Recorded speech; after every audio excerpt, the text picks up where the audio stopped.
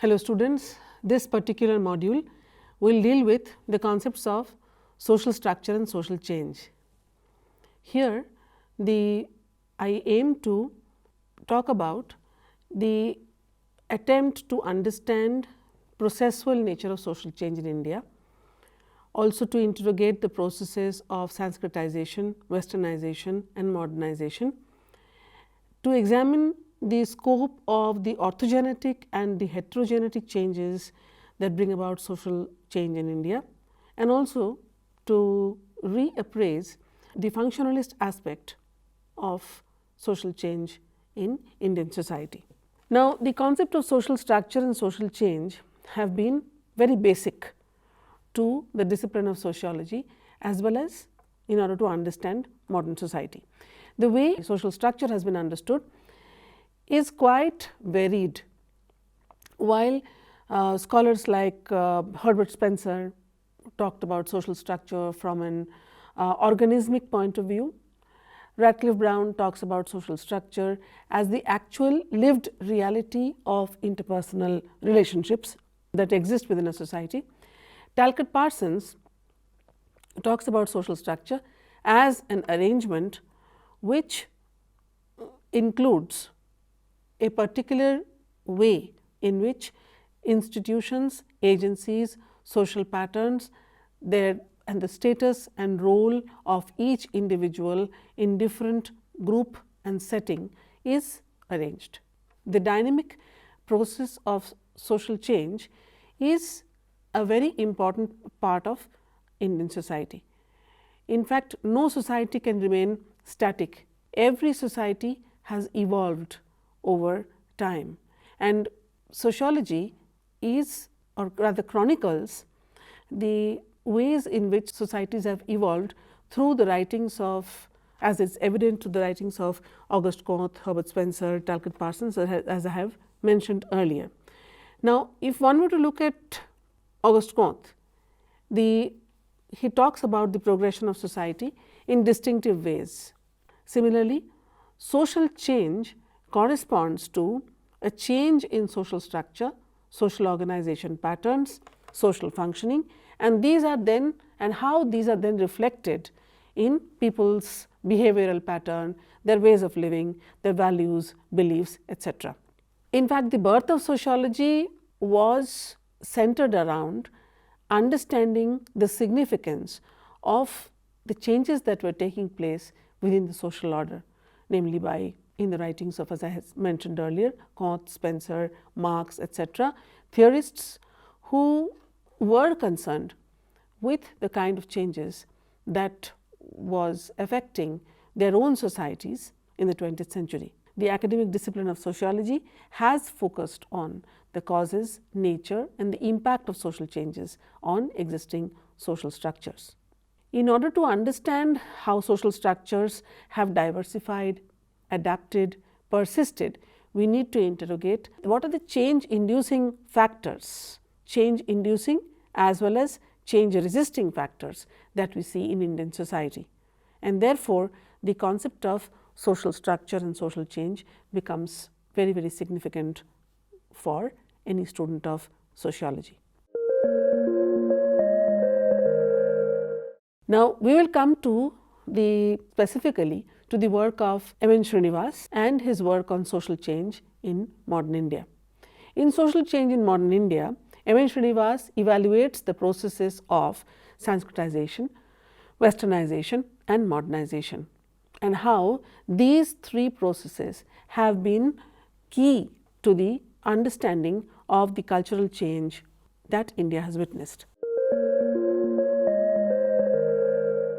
Now, in Religion and Society Among the Coorgs of India, which Srinivas published in 1965, he proposes that Sanskritization is the process of social and cultural mobility within the structure of caste hierarchy, whereby a low caste or a tribe or a group changes its customs, rituals, ideology, way of life in the direction of a higher, frequently twice born caste.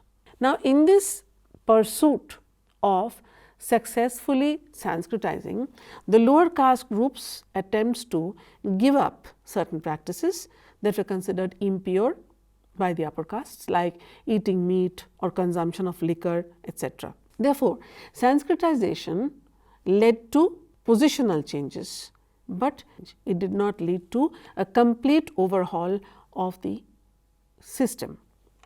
Sanskritization was essentially a process of mobility within a hierarchized and a stratified society, which allowed the members who were placed lower in the system to uplift themselves without really challenging or disrupting the overall social structure. Now, this particular system also represents a trickling down of the Brahmanical values, customs, practices to the lower rungs of the caste hierarchy. In most of the instances, the immediate group that was imitated by the lower castes was the locally dominant group. In other words, this dominant caste was restricted to a particular region and was in possession of land, of economic and political clout, and they had significant numerical strength. The lower castes embraced not only the customs and practices of the castes immediately above, but conceptions of marriage, of family, of kinship began to alter as the lower castes emulated the castes above. So, therefore, Sanskritization also emphasized on the need to adopt certain ideas and values as delineated by the scriptures. Now, this process of Sanskritization was a process of gradual change. It was not cataclysmic change. It did not, as I had said, it existed. The process of change was documented historically. It was also contextual in nature.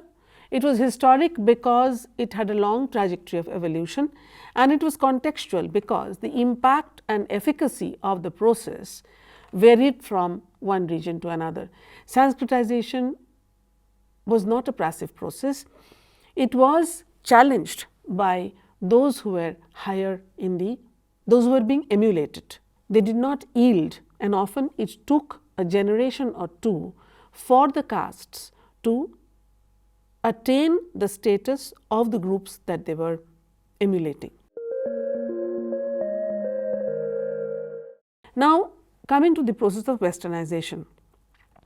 The process of westernization was symbolic in nature, in the sense that under this process, it was the upper caste groups which emulated the customs and practices of the West.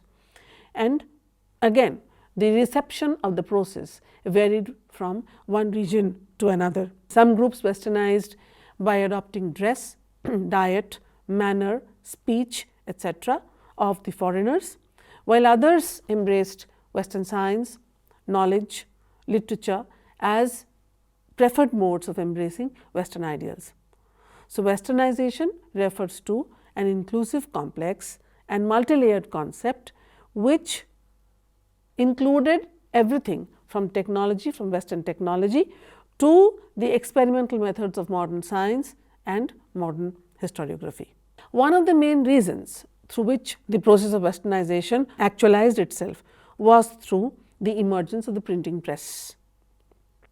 The emergence of the printing press initiated the process of printing and distribution of books and journals, and thus knowledge could be transferred to larger segments of the population. And with the spread of Western education, many of the ideas that were associated with modernity, modernizations, etc., it sort of disseminated. The newly educated middle class and upper caste groups gradually wielded a lot of came to wield a lot of power, and there were certain value preferences which came with westernization, and westernization was also subject to selective acceptance and adaptation. So, therefore, Srinivas notifies that there were changes in fashion. Shirts and suits became common part of the upper caste man's closet, with dietary practices also were found to change. Formerly forbidden vegetables like onion, carrots, radish now became part of the new modified diet. There were changes in occupation too, and these changes in occupation, for example, medical profession, which was earlier considered to be too precarious as it involved treating the untouchables, now became a much sought after occupation. So, therefore, Westernization brought about long term change in the social fabric of our country, and it initiated the establishment of several institutions while bringing about change within the rubric of the old new ones. Let me come to modernization. Modernization as a process indicated the adoption and implementation of modern lifestyles and values, and it refers to a group's change of life in all its aspects. So, therefore, a complex set of changes came to be prevalent in all aspects of society as the society started to industrialize. So, therefore, the impact of modernization was felt in economy, in polity, society, education and culture, and modernization was initiated by processes of spread of education, English education, adoption of new technologies, etc. Reason and rationality now were said to be the core tenets of a modern social order. For Srinivas, modernization was a value-laden concept, and the positive connotations that were associated with modernization was also critiqued by Srinivas. He felt that Westernization was a term which was much more ethically neutral and better suited to delineate the changes that were being brought about in Indian society rather than modernization. This ethical neutrality stemmed from the absence of a positive connotation to the process that was definitely associated with modernization. As far as Yogendra Singh was concerned, Yogendra Singh attempts to bring about an approach, an integrative approach to the study of social change in India. He focused on the little and the great traditions and the way in which the little and the great traditions were changing when they came in contact with the sources of change. So, he talks about social change being based on being evolutionary in character, and this evolution can be conceptualized along two lines: along indigenous evolution, that is orthogenetic changes, internal changes, and later through encounters with other civilization or cultures, namely heterogenetic changes, which were changes induced externally. In his work Modernization of Indian Tradition, Yogendra Singh in 1973 attempts to overcome the limitations of the analytical categories which were used in the study of social change in Indian society. So, therefore, modernizing changes in institutions were not only the sole products of internal sources, internal forces, but also equally affected by the heterogenetic sources of change.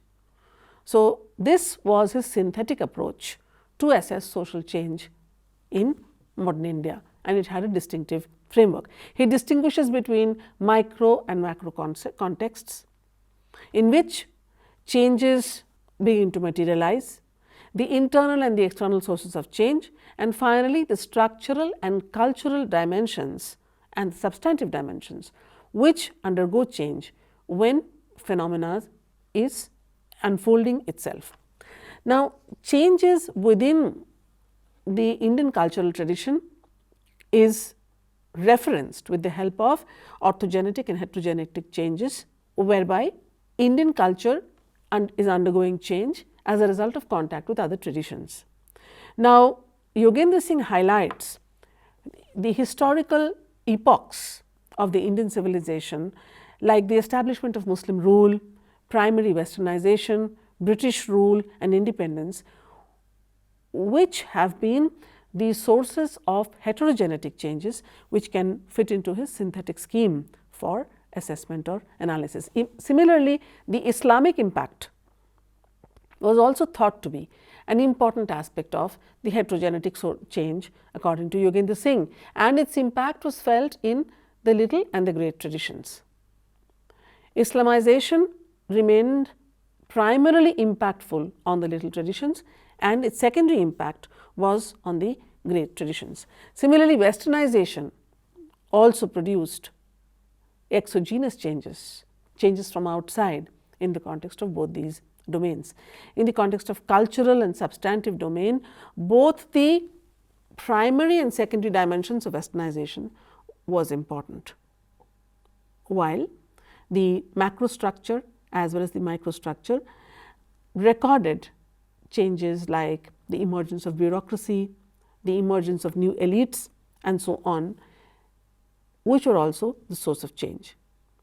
Sanskritization was therefore an orthogenetic change, changing internally, force that changed internally and brought about a cultural renaissance in the domain of great traditions.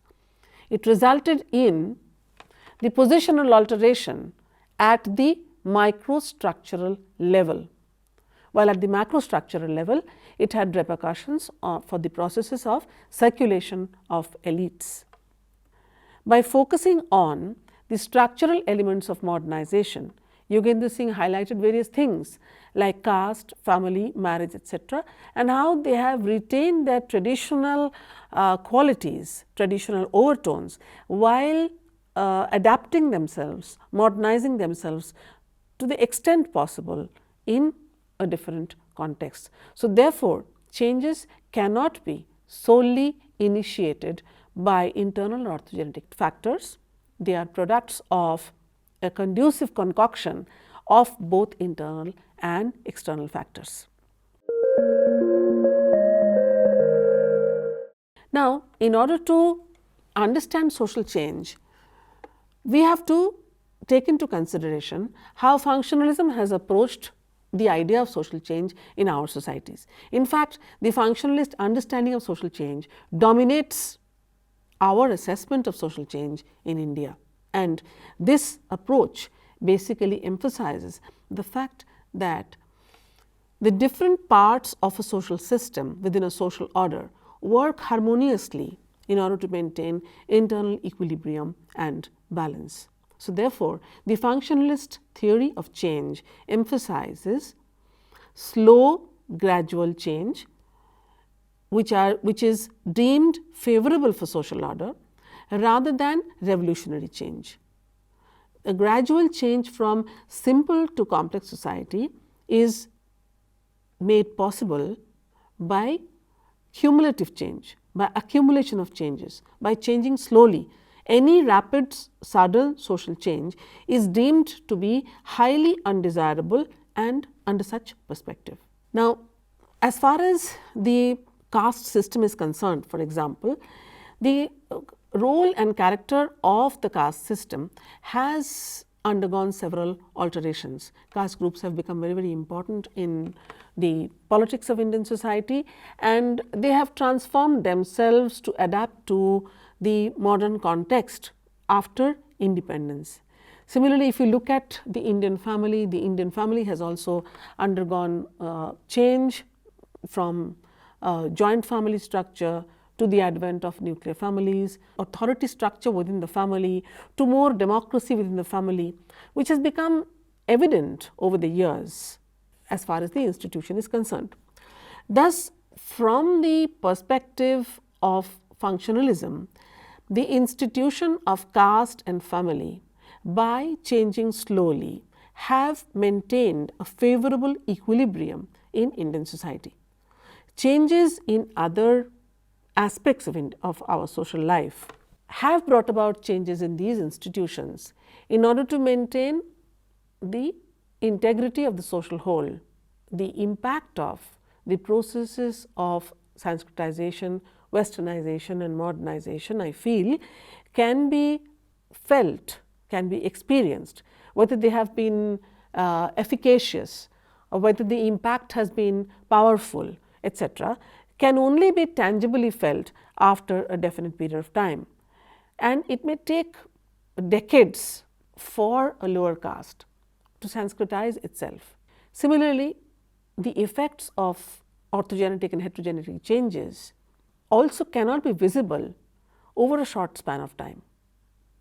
It is only evident over a period of time where one can notice cultural and social landscapes undergoing change, because culture is one of the most tenacious aspects and aspects of social structure, and therefore, the imprint or the effect on culture is difficult to trace, except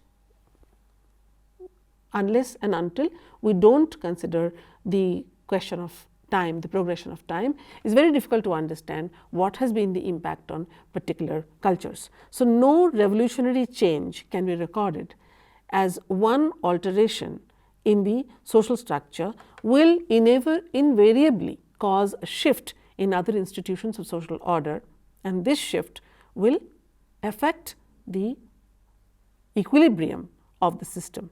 Therefore, social change in the Indian context cannot be rapid. Now, in order to conclude this particular module, let me raise a few points, and that is, social change brings about a certain dynamism into the existing social order, and this would be possible to examine only if we take into consideration the idea of social change. The idea of social structure and social change have to be understood in a dynamic interrelation.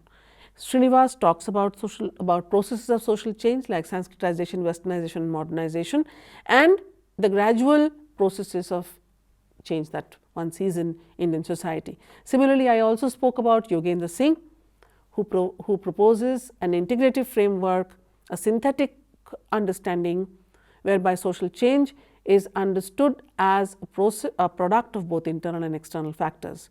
However, both these approaches essentially highlight a functionalist understanding of the idea of change within Indian social structure. They negate the possibility of rapid revolutionary change. Such a functionalist understanding of social change may be highly restrictive when we are trying to understand the nuances within Indian social order. And in this culturally oriented understanding of social change in India, the ability of a social scientist to evaluate social change at different levels through different forces, its impact on different forms of group relationships cannot be adequately explained if we only take into consideration the functionalist perspective to social change.